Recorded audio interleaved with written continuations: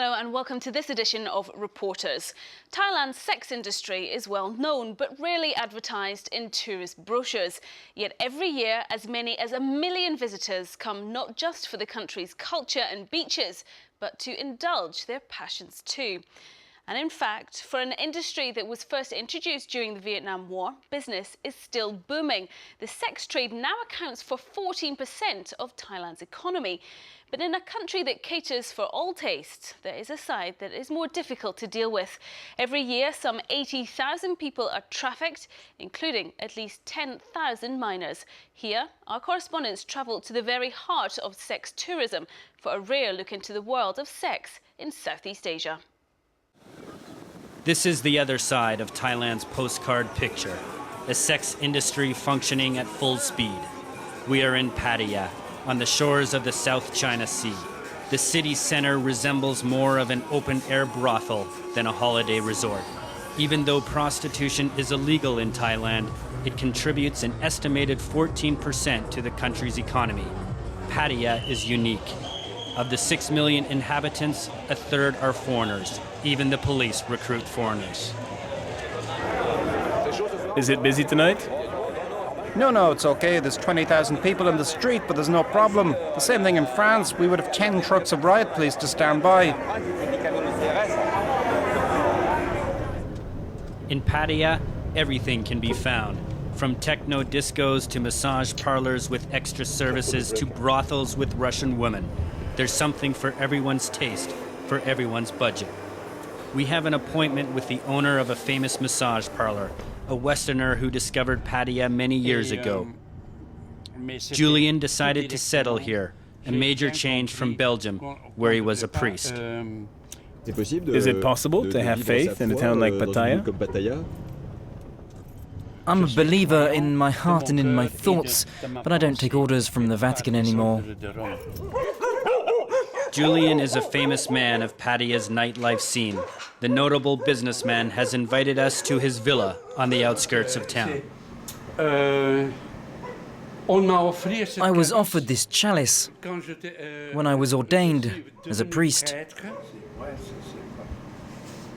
Then the former priest confides to us the other side of his business. My place is a massage spa. It's not a brothel. Sometimes, yes, though, sex happens. We have to know how to please the customer. When he's old, for example, we have to take good care of him, of his bottom. Doing it like that is good. It's a service. Pattaya used to be a small fishing village, but the Vietnam War and the need for rest and recovery trips for American GIs changed everything. The roots of the modern and globalized sex trade were planted. And on this day, American soldiers are back in town on a military exercise, but not only. Are you going to play golf too? Oh yeah, I never go anywhere without my golf clubs. And you have some time out? Pattaya is famous for that. Oh yes, I'm here all the time, so. Okay. Yeah. Enjoy. Okay, thank you very much. Bye. 712.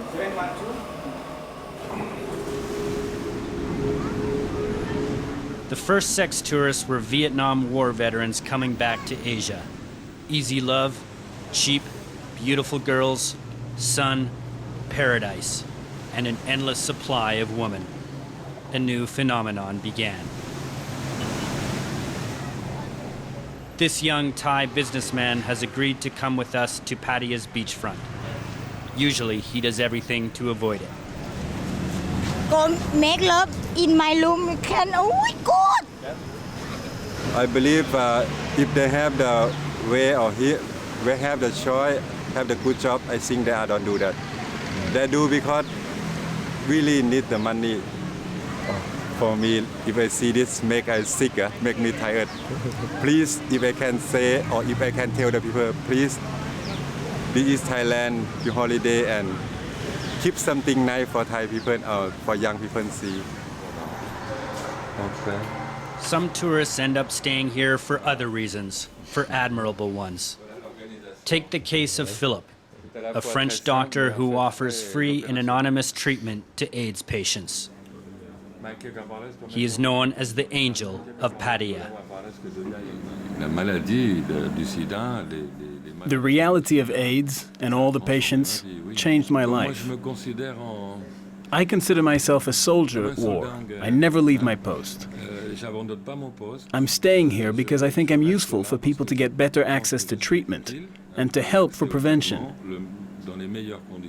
But when this war is over, and we all hope it will be over someday, I will go back to normal life.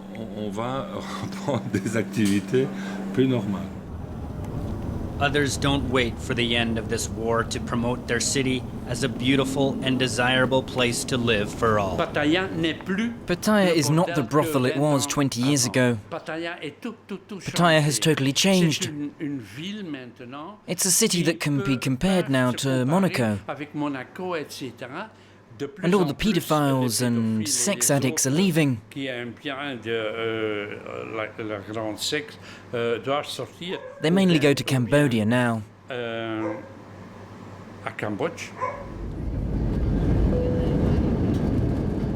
Cambodia, Thailand's small and impoverished neighbor.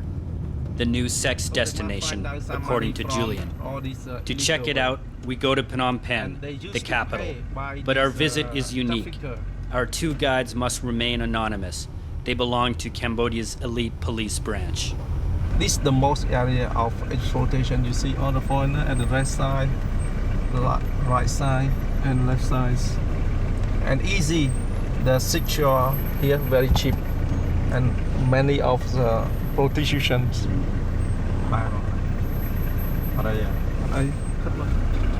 Most of the pub and bar and most of the guest house here was protected by local authority. And sometimes our law enforcement very hard. If we want to cut down some case, before we arise, they knew.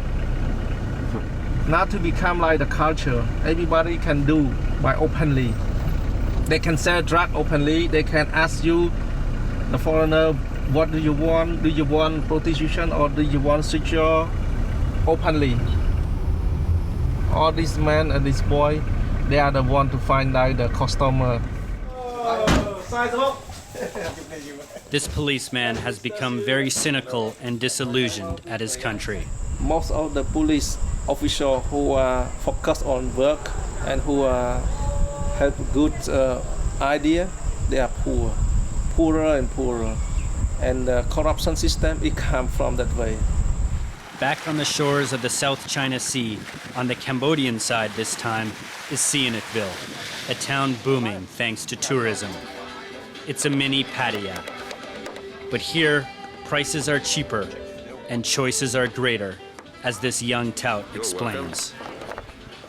Everything is for sale in the open. Sometimes they're selling stuff on the Tourists come here for women, but also for men and boys. Some young kids there, they sell the things and they go with men sometimes. Is it true or not true? Yes, it's true. This footage was filmed by Cambodian police. It's a raid to catch a pedophile. He's a French citizen, caught in the act. The victim, an 11-year-old boy. As this footage shows, pedophiles are sometimes arrested in Cambodia, but investigations are rarely initiated by the authorities. Most are initiated by foreign organizations, like shown in this footage. It's a setup organized to arrest a supplier of sex workers. Why no good? I say good, why you believe me? The man who posed as a customer is actually an NGO worker. Catching pedophiles has become somewhat of a business in Cambodia. There is growing criticism that some of these groups are overstepping their boundaries. One such critic is this man, Gilbert Mea, a longtime resident of Cambodia.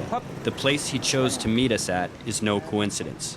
It's a Buddhist temple and a popular place for prostitutes to solicit business. Involved in social work, he knows all about the sex trade and is quick to denounce some practices of some NGOs. There's a lot of talk about paedophiles at the moment. Paedophilia, there's the real thing and the false. I think a lot of it is made up, phony paedophiles. Where we are today, well, I can talk about it a bit because everyone knows and no one wants to talk about it. It's no doubt the number of NGOs who only make money when they find paedophiles. So if they don't find any, they just make them up. It's horrific. Hundreds of thousands of foreigners come to Southeast Asia every year to find sexual paradise, but many end up as mere sexual predators, fueling a lucrative trade that is never short on supply. Well, that's it for this edition of Reporters. You can watch that and all our other reports again on our website. That's france24.com, france24.com. Until the next time, bye for now.